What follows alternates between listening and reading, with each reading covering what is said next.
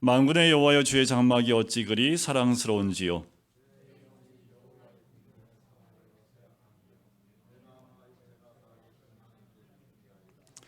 나의 왕 나의 하나님 만군의 여호와여, 주의 제단에서 참새도 제 집을 얻고 제비도 새끼들 보금자리를 얻었나이다.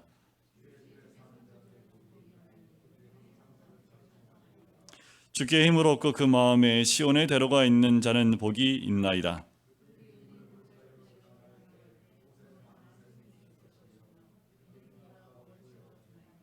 그들은 힘을 얻고 더 얻어 나아가 시온에서 하나님 앞에 각기 나타나리이다.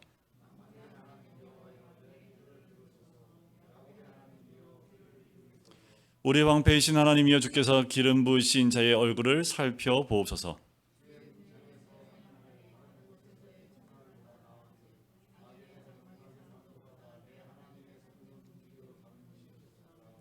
여호와 하나님이여, 하나님은 해요 방패이시라. 여호와께서 은혜와 영화를 주시며 정직하게 행하는 자에게 좋은 것을 아끼지 아니할 것임이니이다.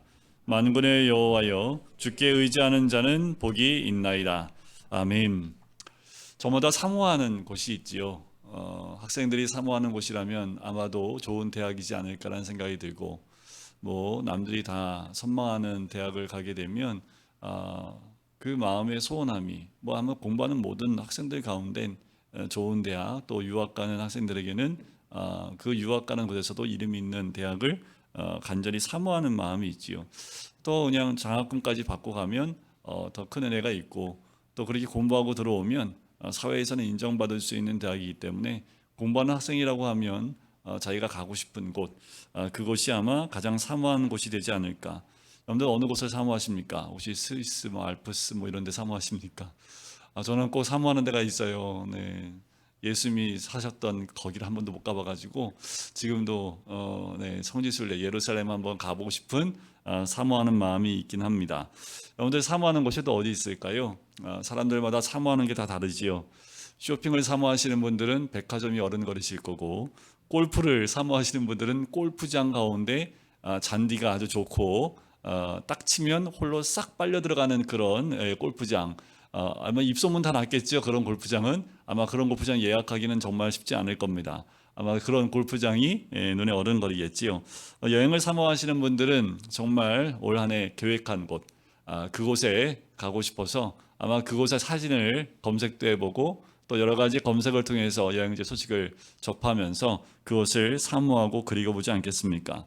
또 산을 좋아하는 분들은 산이 있는 이유는 내가 올라가기 위해서 있다 해서 올해는 어느 산을 꼭 정복하겠다 하면서 산을 사모하는 그런 분도 계시지요. 그러면 우리 그리스도인이 가장 사모해야 될 곳은 어딜까요? 정답은 오늘 말씀에 다 나와 있죠. 성전 아닐까요? 오늘 본문에서 성도들은 하나님의 성전을 얼마나 사모하는지 영혼이 쇠약할 정도로 성전을 사모한다라고 이야기합니다. 지금은 성전 오는 것이 그렇게 어렵지 않지요.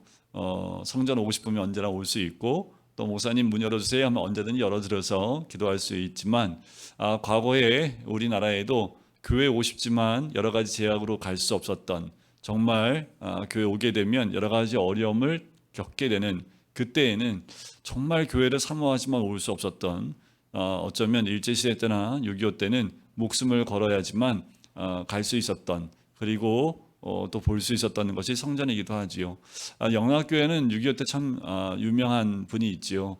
한경진 목사님을 피신 보내면서 교회를 지켰던 장로님의 이야기는 지금도 참 유명합니다. 결국 그 장로님은 순교를 당하시게 되지요.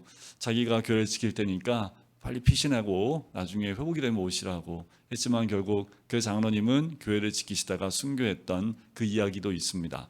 뭐 우리나라만 그러겠습니까? 전 세계적으로 보면 성전을 사모해서 정말 가고 싶은데 가지 못하는 그런 상황 가운데 있는 분들도 많이 있지요. 얼마나 사모하면 여러분들 우리 영혼이 쇠약해질 정도로 사모할 수 있을까요? 상사병이죠. 여러분들 뭐 사람에 대한 상사병은 뭐 있다고 들었지만 성전에 대한 상사병은 성경에서만 보는 것 같기도 하고, 여러분들 성전을 사모하는 마음, 정말 사랑하고 사모해서 늘 성전을 가까이 하고, 우리 두 권사님은 늘 아침, 점심, 저녁 뭐 아무 때나 먹을 때도 교회에서 드시고 기도할 때도 교회 와서 기도하시고 그 모습이 너무 아름다우세요. 그래서 늘 교회 다니시면서 교회 주변을 보시면서 운동도 하시지만 건강도 챙기시지만 영혼도 늘 챙기시는 우리 두 권사님이 늘 새벽 끝나면 지하에 계시는 모습을 보면은 참 마음이 든든하기도 합니다. 성도들은 언제나 성전에 있는 것이 좋은지 다른 것들은 다 잊어버리게 되는 것, 그것이 성도들 아닌가라는 생각이 들어요. 그리고 그들은 하나님의 성전에서 문지기로 있는 것이 악인의 장막에서 편히 있는 것보다 편히 사는 것보다 낫다고 오늘 본문에서 고백을 하고 있습니다. 표제에 따르면 이 시편은 고라 자손이 쓴 시입니다. 고라 자손은 고라의 후손들로 구성된 레위 성가대를 가리켜요. 그들은 성전에서 성전 문지기와 음악가로 섬기도록 다윗에게 임명받은 자들입니다. 그런데 여러분들 한번 성경을 좀 되짚어 보면 고라 자손, 고라 하면 여러분 떠오르는 사건이 아마 있으실 겁니다. 이 고라는 레위의 세 아들 가운데 고핫 자손의 이스할의 아들입니다. 그 세 지파 중에 고핫 자손에 들어 있는 자들이 고라 자손인데 이들은 지성물을 운반하는 역할을 감당했던 사람들입니다. 근데 민수기 16장에 보면 고라가 모세와 아론을 대적해서 나오는 모습을 보게 돼요. 결국 땅이 갈라져서 다 죽게 되지요. 그 이후에 이들은 고아 자손으로서의 역할을 감당하지 못합니다. 그래서 다윗에 의해서 성전의 문지기와 음악가로 섬기도록 임명될 때까지 고라는 레위 자손이지만 그 역할을 감당할 수 없었습니다. 그러니 여러분도 한번 생각해 보세요. 조상의 잘못이지만 그 이후로 성막과 성전을 섬길 수 없는, 원래는 성전 안에 있는 지성물들을 관리하는 정말 귀한 위치에 있었던 사람들인데 한 번 잘못 선택으로 인해서 그 자손들까지 그 일을 감당할 수 없는 거지요. 먼 발치에서 성전을 바라볼 수 없는 밖에 없는 그 마음을 아마 다윗이 알았던 것 같아요. 그래서 문지기로라도 그리고 음악가로라도 그들을 채용하게 됩니다. 그들이 성전 안으로 들어가고 또 찬양을 할 때 그들의 마음이 어땠을까요? 얼마나 벅찼을까요? 그렇게 갈망하고 소망했던 성전을 섬길 수 있는 것, 아니요, 성전의 지성물이 아니라 그냥 성전의 문지기만 되는 것만으로도 이 자손들에게는, 고라 자손들에게 어마어마한 축복이고 너무나 감사해서 눈물을 흘렸던 자들이 아마 이 고란 자손들일 겁니다. 아마 문지기로 처음 임명됐을 때 이들은 성전의 문을 쓰다듬으면서 한없이 눈물을 흘리지 않았을까 우리는 생각해 볼 수 있지요. 이스라엘 여성들은요, 남자는 1년에 3번씩 성전에 올라오게 되어져 있습니다. 성인이 되기 전까지는 성전에 올라오지 못해요. 성전에 올라가기 위해서는 건강해야 됩니다. 몸에 이상이 있거나 어려움이 있을 때는 성전에 들어올 수도 없습니다. 그러니 여러분들 사도행전 3장의 안진뱅이 사건 기억하시나요? 베드로가 은가금은 내게 없거니와 내게 있는 것을 내게 주노니 나사렛 예수 그리스도 이름으로 일어나 걸으라 해서 그가 일어나지요. 다리에 힘없고 일어납니다. 일어나자마자 했던 게 뭔지 아시죠? 성전으로 뛰어들어가는 그의 모습이 나옵니다. 성전으로 뛰어들어가면 하나님을 높이 찬양하는 그의 모습이 나와요. 그 말은 뭘까요? 자기도 유대인이고 성인인데 다리를 못 쓰니까 성전 안으로 들어가는 것이 허락되지가 않는 거예요. 그냥 구걸하는 것을 위해서 성전 앞에 놓아놓을 뿐입니다. 그런데 그 10년 가운데 다른 건강한 사람들, 남자들처럼 성전에 들어가 자기도 마음껏 하나님께 경배하고 예배하고 싶은데 성전 문 앞에만 나와 있을 뿐이지 들어가지 못했던 거지요. 그런데 그가 걷기 시작하고 뛰기 시작하면서 제일 먼저 했던 것이 성전을 향하여 뛰어들어갔던 그 모습이지요. 그런 갈망함, 그건 은혜입니다. 그런데 우리가 교회 문턱을 우리가 편하게 넘어 들어오는 것, 이게 얼마나 큰 은혜인지 몰라요. 전 세계에 이런 은혜를 누리는 나라가 몇 안 됩니다. 정말 손에 꼽을 정도로 그렇게 많지 않아요. 눈치 보고 속이면서 거짓말하면서까지도 교회에 와올 수밖에 없는 그런 상황 가운데 있는 나라들이 너무 많고 아예 목숨을 걸어야지만 성전을 넘어 들어갈 수 있는 나라도 꽤 많다라는 거지요. 자, 무엇 때문에 주의 백성들이 하나님의 성전을 그토록 사랑하게 됐을까라는 거지요. 성전에 들어가면 하나님 앞에 죄를 용서함 받을 수 있었기 때문에 옛사람을 벗어버리고 새 사람으로 변화될 수 있는 그 성전이기 때문에 그래요. 또한 거기에는 위대한 하나님의 말씀이 있습니다. 말씀을 들으면 제일 중요한 것 하나님을 알게 되는 거지요. 그리고 하나님 성전에는 늘 하나님의 은혜가 흐르고 있는 곳입니다. 그곳에 가면 하나님의 성전에 하나님의 임재가 있기 때문에 늘 그곳에 가면 하나님의 은혜가 충만한 곳이었다라는 거지요. 하나님의 성전에서 받은 은혜는 영원히 없어지지 않는 복과 같습니다. 그래서 우리가 교회에 올 때 하나님이 이 성전에 충만하게 임할 수 있도록 또 임하시도록 기도할 뿐만 아니라 그 성령의 임재가 우리 한 사람 한 사람에게 은혜로 복으로 임할 수 있도록 우리가 기도하는 것은 반드시 우리가 해야 될, 올려드려야 될 기도 가운데 하나입니다. 그런데 우리 믿는 사람들을 만나면 모든 믿는 사람들의 특징이 있습니다. 자, 다른 거 다 내려놓고라도 교회를 향하여 올라오는, 근데 뭐 믿어도 교회 안 나오는, 또 나오지 어려운 사람도 있을 수 있지요. 그런데 믿는 사람들, 하나님의 사람들의 공통점은 한 가지입니다. 하나님 마음에 천국을 향하여 가는 길이 있습니다. 저마다 천국을 소망하며 천국으로 나가는 그 길이 있다라는 거예요. 그래서 5절에 보면 주께 힘을 얻고 그 마음에 시온에 데려가 있는 자는 복이 있나이다 라는 거지요. 새 번역으로 이렇게 번역이 되어 있습니다. 마음이 이미 시온의 순례길에 오른 사람들이라고 얘기를 해요. 그러니까 마음에 시온의 순례길에 오른 사람들이라는 거예요. 믿는 사람들이 이와 같다라는 거지요. 그런 사람들이 복이 있다라는 겁니다. 시온은 하나님의 성전에 있는 예루살렘의 시온산을 말하는데요. 영적으로는 하나님 나라입니다. 하나님의 나라 시민에게는 마음에 하나님을 향하여 가는 큰 길이 있다는 거예요. 우리의 목적지가 정해지면, 저는 항상 목적지가 정해지면 차에 앉아서 핸드폰에 내비를 켜고 목적지를 찍습니다. 그리고 항상 가는 길이라도 거리 상황에 따라서 약간 돌기도 하고 빠른 길을 선택해 주잖아요. 그래서 딱 검색해보고 어떻게 가면 된다라고 눈을 한번 확인하고 그 다음에 내비를 걸고 가요.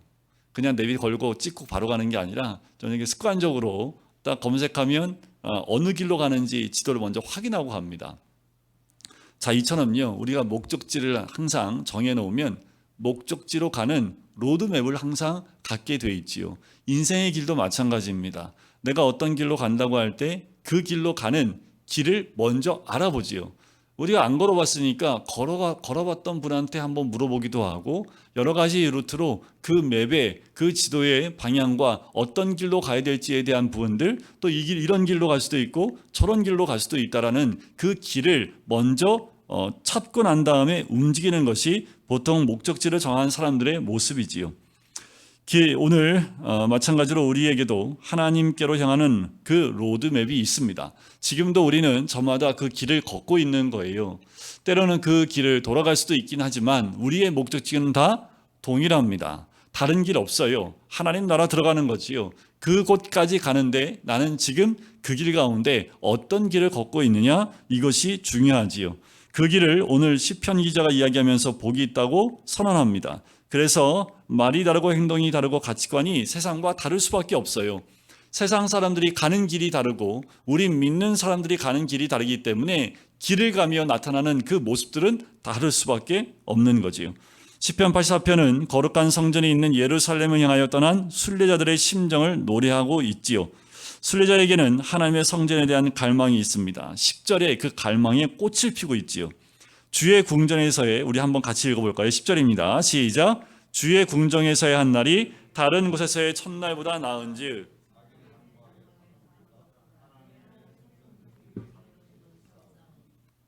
자, 이런 마음이 있으십니까? 근데 세상에 정말 삐까번쩍한 집에 살아도 마음 편치 않으면 아무 소용이 없지요. 우리에게 이 시편 기자와 같은 간절함이 있기를 간절히 소원합니다. 당시 하나님 집은 어땠을까요? 당시에 하나님 집은 보잘것없는 장막이었습니다. 아마 시인은 왕궁도 보았고 부자들의 집들도 보았던 것 같아요. 그런데도 시인은 하나님의 장막에 살고 싶다라고 고백하는 거지요. 왜 그럴까요? 왜 하나님의 장막에 살고 싶을까요? 왜냐하면 그곳은 하나님이 계신 곳이기 때문에 그렇습니다. 과거에 권사님들 교회 와가지고 그냥 주무시면서 기도하시면서 했던 분들 참 많이 있었던 것으로 기억을 합니다. 왜 그렇게 교회에서 자는 게 편하신지 여쭤보면 그냥 교회에서 자는 게 편하대요. 그래서 교회에서 그냥 이렇게 쭈그리고 이렇게 주무시면서 기도하시면서 하셨던 그때 연세 많으셨던 권사님들도 뵀던 것 같아요.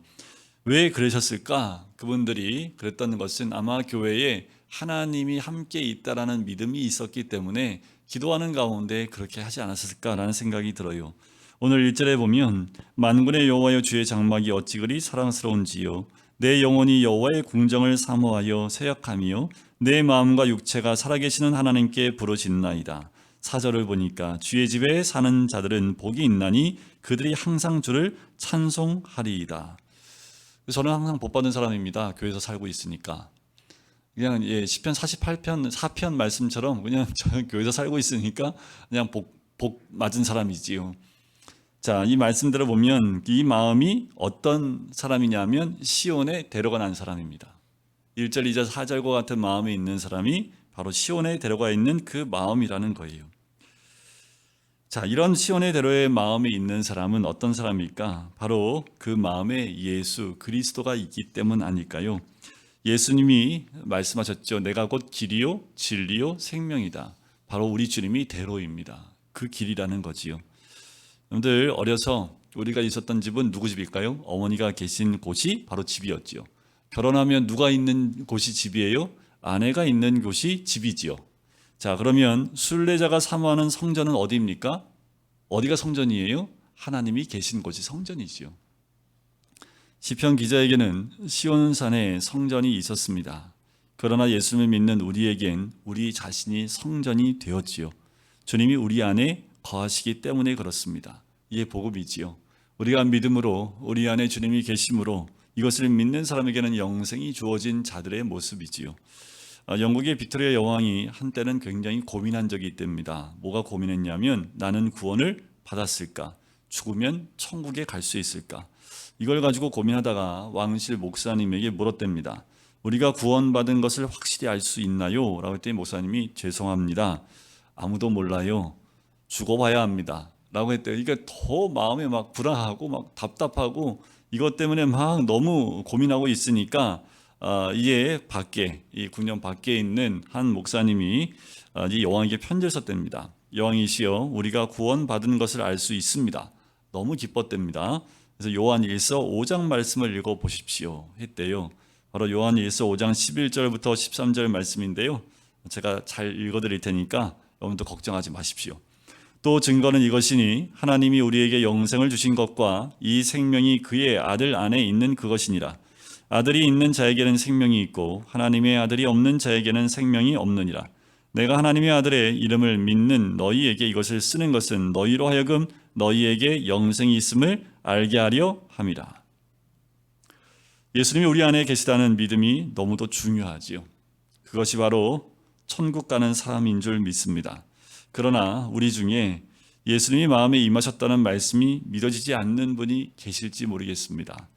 염려하지 마시고요. 늘 말씀을 가까이 하시고 붙잡으시면 믿어질 때가 곧 옵니다.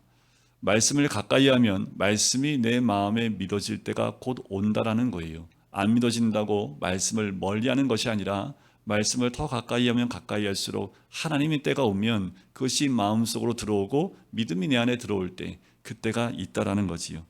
시온의 대로는 히브리 원어에 보면 메실라라는 말을 쓰는데 쌓아 올리다라는 뜻입니다.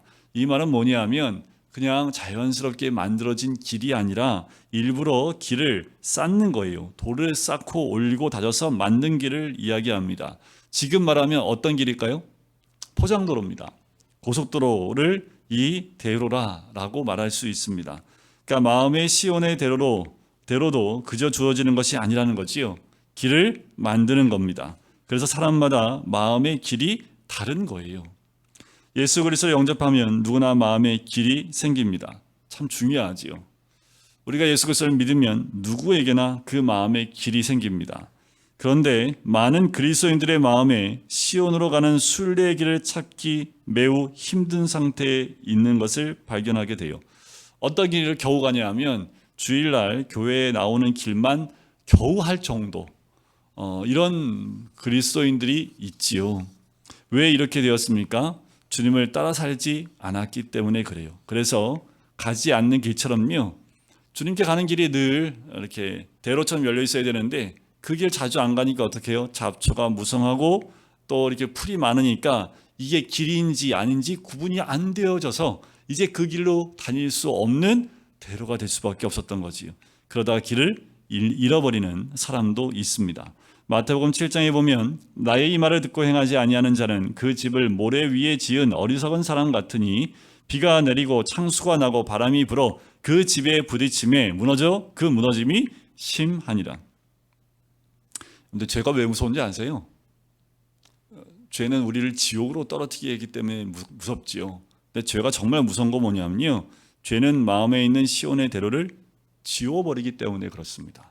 자, 죄는 그저 한 번 짓고 마는 것이 아니라 한 번 죄를 지으면 그것은 다시 죄를 짓게 만드는 엄청난 힘이 됩니다. 그리고 그것이 길이 돼버려요. 그게 더 무섭지요. 제자훈련할 때 첫 번째 거가 원죄인데요, 한 번 우리가 죄의 길을 열면 그 길이 너무나 잘 열려 있어서 그냥 가면 죄의 길로 가요. 그래서 죄를 한 번 짓는 게 어렵지 두 번, 세 번 짓는 건 그렇게 어렵지 않습니다. 그래서 결국은 죄의 대로로 그냥 가는 경우를 보게 되는 거지요. 이처럼 죄를 계속 짓게 되면 나중에는 죄를 의식하지 못하게 됩니다. 그렇게 예수님의 이름으로 기사와 이적까지 행하고도 주님 앞에서 불법을 행하는 자들아 내게서 떠나가라 라는 말씀을 듣는 자도 나오는 거지요. 그러므로 길을 잃기 전에 속히 회개하고 죄에서 떠나야 하는 거지요. 여러분들 길을 잃어버리지 마십시오. 우리는 이미 시온의 대로가 우리의 마음 가운데 있는 줄 믿습니다. 예수 그리스도를 믿음으로 우리 안에 그 길이 있는 줄 믿습니다. 예수를 믿고 시온으로 가는 길이 생겼는데 몸은 자꾸 다른 길로 가요. 가야 할 길은 저긴 줄 아는데 몸이 자꾸 다른 길로 가요. 그럼 어떻게 됩니까? 어디 가야 돼요? 난 지금 저기 가야 되는데 몸이 이쪽으로 자꾸 움직여요. 그럼 빨리 병원 가야 되잖아요. 그렇잖아요. 나는 이 길로 간다고 가는데 몸이 이쪽 가고 있으면 지금 뭔가 지금 잘못된 거죠. 뭐가 잘못된 거죠. 그럼 빨리 병원 가서 치료를 받아야 되는 것과 마찬가지입니다. 우리의 영혼이 뭘 알아요? 예수 믿고 난 다음에 기도해야지, 성경 읽어야지, 목사가 얘기 안 해도 다 알아요. 수요예배 때 성경 공부하러 나오세요. 얘기 안 해도 목사님 얘기하기 전에 성경 공부하는데 가야 되는데, 이런 마음들이 다 있어요. 용서해야지, 사랑해야지, 기뻐해야지, 두려워하지 말아야지, 오늘 새벽 기도에 염려하지 말아야지, 다 알아요. 잘 알지요. 그런데 그대로 사라지지 않지요. 그렇다면 몸이 마음대로 움직여지지 않는 사람처럼 어떻게 해야 돼요? 주님의 병원 앞에 가서 고쳐달라고 우리 주님께 울면서 기도해야 합니다. 걸어가지 못하는 길은 아직 길이 아니지요. 여러분, 우리 주님께서 열어놓으신 길을 우리는 따라갈 뿐입니다. 이미 길은 열려 있습니다. 찬양의 길도 열려 있고요, 기도의 길도 열려 있고요, 말씀의 길도 다 열려 있습니다. 그냥 가시면 돼요. 안 가서 못 가는 거지 몰라서 못 가는 게 아니라는 거예요. 결단하면 됩니다. 우리는 이미 그 복 가운데 있는 자들이에요. 하나님의 자녀들이기 때문에 그 복을 누리고 있는 자들입니다. 누린다는 건 뭐예요? 아무리 100억을 갖고 있어도 뭔 소용이 있습니까? 100억을 갖고 있어도 그걸 쓸 수 없으면 그거는 나한테 아무 가치가 없는 거지요. 아무것도 없어요. 하지만 누릴 수 있다면 그것이 바로 복된 삶 아니겠습니까? 우리에게 이미 복이 준비되어 있지요. 안 되고 힘든 것만 바라보면 그 복을 누릴 수 없는 것과 마찬가지입니다. 우리의 문제는 예수님을 영접했다고 하면서도 예수님이 너무 작은 분처럼 여겨지는 거예요. 아예 존재감이 없는 분들도 있지요. 한 목사님이요, 한 대학교의 개강 집회에 설교를 했다고 합니다. 그 설교 후에 항상 이제 이 통성기도를 하잖아요. 근데 한 학생이 기도회를 인도하면서 이렇게 얘기합니다. 주님이 우리와 늘 함께 계셨음에도 마치 주님이 함께 하시지 않는 것처럼 살았던 것을 회개합시다 라고 기도 제목을 딱 내더래요. 그러면서 자기 고백을 하는 기도 제목을 내는데, 저는 주님을 믿고 주님이 원하시는 것이 무엇인지 알면서도 사람들을 두려워했습니다. 왕따가 될까, 무시당하고 이상한 사람 취급가 받을까 봐 염려함으로 주님이 원하시는 삶을 살지 못했습니다. 오늘 제가 주님을 무시하고 살았음을 깨달았습니다. 이 학생의 문제는 뭐였습니까? 대로가 있음에도 불구하고 눈치 보느냐고 그 길을 못 간 거지요. 분명한 길인지 알면서도 사람들을 쳐다보고 그 사람들이 어떻게 볼까라는 것 때문에 그 길을 걸어가지 못했던 겁니다. 여러분, 시온의 대로는 우리가 매 순간 주님을 따라 순종의 걸음을 내디뎌야 생기는 것이지 근본적으로 하나님께서 또한 힘을 주셔서 만들어지는 것이 또한 대로이기도 합니다. 하나님의 성전을 향하여 가는 순례자들이 순탄히 시온에 다다른 것만은 아니지요. 오늘 본문에도 보면 눈물의 골짜기를 지나게 되기도 합니다. 순례의 길을 포기할 위기도 수없이 만나요. 그때마다 하나님이 힘을 주시는 은혜가 있어서 다시 그 길을 걸어갈 수 있는 거지요. 어쩌면 지금도 우리의 순례의 길은 그 고난의 길을 걷고 계시는 분이 계실 수 있습니다. 삶의 여러 가지 어려움 때문에 지쳐서 쓰러져 있는 분 계실 수도 있습니다. 그때마다 하나님이 힘주시지 않으면 일어날 수 없는 그 고통 가운데 계실 수 있지요. 6절을 보세요. 그들이 눈물 곧자로 지날 때에 그곳에 많은 샘이 있을 것이며 이른 비가 복을 채워주나니. 7절 같이 읽겠습니다. 시작. 그들은 힘을 얻고 더 얻어 나아가 시온에서.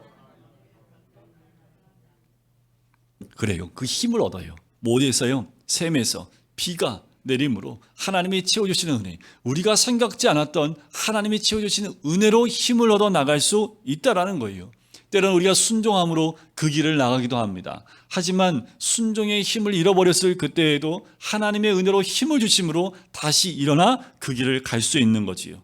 5절의 말씀처럼 주님께서 주시는 힘을 얻어야 갈 수 있습니다. 눈물의 골짜기를 수도 없이 지나가게 되지요. 그러나 그때마다 하나님의 은혜가 임합니다. 이 길이 살 길이다. 이 길이 하나님께로 가는 길이다. 주님은 계속해서 힘 주십니다. 그래서 결국 하나님 앞에 다다르게 되는 거지요. 그 일을 하는 분이 바로 성령님입니다. 지금도 성령님은 우리에게 힘을 주시지요. 왜요? 그냥 찬양 한 곡만 불러도 눈물이 나는 때가 있지요. 때로는 말씀 한 절만 봐도 그 말씀 한 절에 우리가 힘 얻을 때가 있지요. 평상시에 늘 읽었던 말씀인데도 불구하고 그 한 절이 내 가슴팍에 확 들어올 때는 그 한 절 때문에 위로를 받고 다시 힘을 낼 수 있는 것이 바로 우리들이지요. 성령님은 그렇게 우리에게 힘을 주고 계시면서 주님을 바라보라, 주님께 순종하라, 그렇게 말씀하시지요. 여러분 마음에 시온에 들어가 있는 사람이 되려면 주님을 바라보고 순종해야 합니다. 주님을 바라보고 사셔야 합니다. 시편 기자는 3절에서 성전에 집을 짓고 사는 새들에 대해서 이렇게 얘기합니다. 나의 왕, 나의 하나님, 만군의 여호와여, 주의 제단에서 참새도 제 집을 얻고 제비도 새끼들 보금자리를 얻나이다. 아까도 말씀을 드렸지만 고라자손이요, 가장 부러웠던 동물이요, 바로 이 참새와 제비인 거예요. 사람들 손에 안 닿아요. 근데 이렇게 보면 성전에 집 짓고 살고 있어요.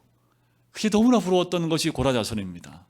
자기들이 있어야 할 자리에서 죄 때문에 쫓겨남을 당해서 성전에 들어가지도 못하는 신세가 된 자신들의 모습 가운데 참새도 너무 부럽고 제비도 너무 부러운 거예요. 여러분, 교회에 나올 수 있을 때 많이 나오세요. 우리 교회의 문지방이 닳도록 나오세요. 누구 때문에 우리 교회가 닳았어 할 정도로 닳도록 나오십시오. 나오셔서 주의 말씀 앞에 또 주님의 임재 앞에 무릎 꿇고 기도할 때 하나님의 은혜가 그렇게 간절함 가운데 있는 분에게 임하는 겁니다. 다 나와 앉아 있지요. 하지만 간절함이 더 깊은 사람일수록 하나님과의 만남은 더 깊을 줄 믿습니다. 어쩌면 우리가 다 고라와 같은 자들 아닙니까? 어쩌면 우리가 모두가 하나님과 원수되었던 자들 아닙니까? 어쩌면 지금도 지독한 이기주의자요, 자기의가 충만한 자요, 은밀한 죄의 종로로까지 살았던 우리들, 어쩌면 지금도 그런 모습이 있지는 않습니까? 마땅히 죽어 지옥에 갈 수밖에 없는 자였는데 하나님은 십자가의 은혜로 천국에 우리가 있을 처소를 예비해 주셨을 뿐만 아니라 우리 안에 오셔서 우리로 성전된 자가 되게 하신 분이지요. 여러분, 우리 안에 시온으로 가는 대로가 있어야 합니다. 생명으로 인도하는 길이라도 작아 보이고 좁아 보이더라도 그 길이 반드시 있어야 합니다. 주님 분명히 말씀하셨어요. 좁은 문으로 들어가라, 좁은 길로 가라 라고 말씀하셨지요. 하지만 그 길은 대로입니다. 세상이 보기엔 좁고 첩경이고 정말 좁아서 한 명이 통과할까 말까한 그 길이라 할지라도 우리가 보기엔 그 길이 대로였습니다. 그리고 대로입니다. 여러분들 그 길로 가도록 선택하는 것, 계속 주님만 바라보면 됩니다. 주님께 순종의 걸음을 내디디면 그 길은 점점 우리에게 대로와 같이 열리게 될 줄 믿습니다. 시온의 대로가 되고 주 예수님은 크신 주님이 되는 거지요. 오늘 세상 가운데에도 우리 주님만 크게 보이는 믿음의 사람이 되어야 될 줄 믿습니다. 그리고 우리가 이렇게 모여서 또 교회에 모여 공동체로 모이는 것은 함께 시온의 대로를 가는 사람들이기 때문에 혼자서 못 가는 분들을 함께 부축해주고 끌어주고 격려하면서 그 길을 함께 갈 수 있도록 격려하는 것이 우리 믿음의 공동체들이지요. 영적으로 더 깊이 하나가 되고 마음을 열어야 되지요. 마음에 있는 시온으로 가는 순례길을 서로 점검해 주는 겁니다. 그 길만이 공동체 안에서 한 명도 나고 없이 모두가 그 시온의 대로로 가며 올 한 해 어렵다고 얘기해도 그 어려운 가운데에도 하나님의 은혜로 다시 힘있고 일어나 걸어갈 수 있는 것이 우리 믿음의 길을 가는 사람들의 가장 큰 축복인 줄 믿습니다.